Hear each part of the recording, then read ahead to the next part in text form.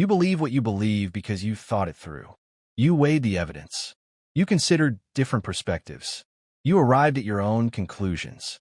That is what most people think. Here is what political psychologists and the governments themselves actually know. Most political beliefs are not formed through reasoning. They are formed through repetition, emotional association, social pressure, and the careful management of what information reaches you in the first place. And the gap between what people believe about how they form their opinions and how they actually form them is one of the most consequential and least discussed facts in modern public life. This is not a left or right issue. It is a human psychology issue. Every government, regardless of ideology, uses the same psychological mechanisms because those mechanisms work on every human brain. The first mechanism is agenda setting.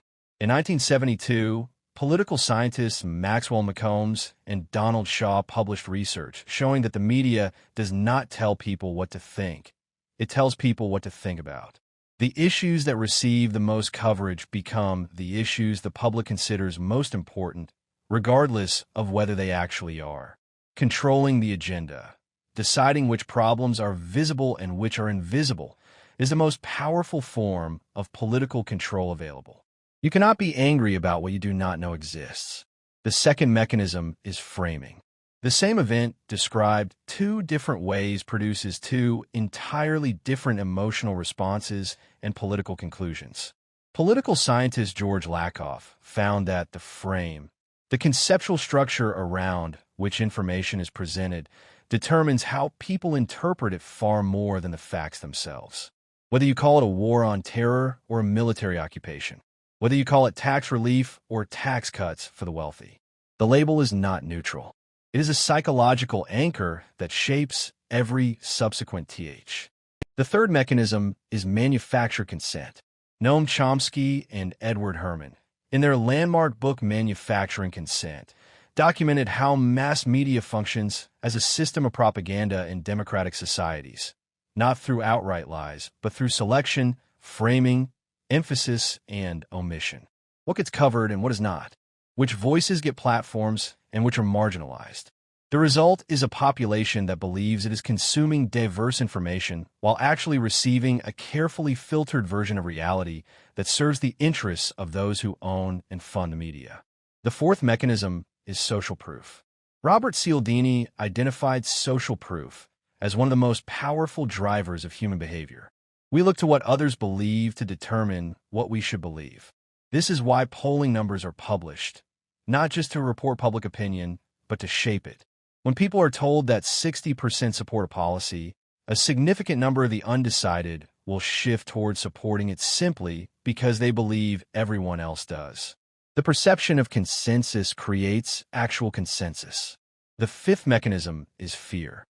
Fear is the most reliable shortcut to bypassing critical thinking that exists.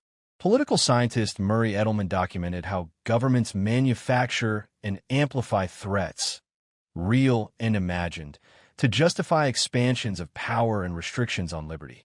The threat does not need to be fabricated entirely. It only needs to be amplified beyond its actual scale and presented without the context that would allow rational evaluation. So what does this mean for you? The opinions you hold most passionately are precisely the ones most worth examining. Not because they are wrong, but because passionate certainty about political questions is usually a sign that emotional rather than analytical processes have been doing the work. The issues you never think about are worth asking about. What is not in the news is often as politically significant as what is. Agenda setting works through absence as much as through presence. The language you use to think about political issues was probably given to you by someone with an interest in how you think about them. Examining the frame is as important as examining the facts inside it.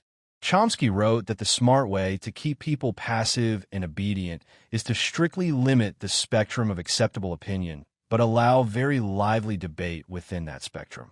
The debate feels free, but the boundaries were drawn by someone else. The most politically free act available to any person is not voting for the right candidate.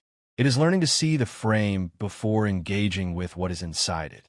You believe what you believe because you thought it through. Now you know what was actually doing the thinking.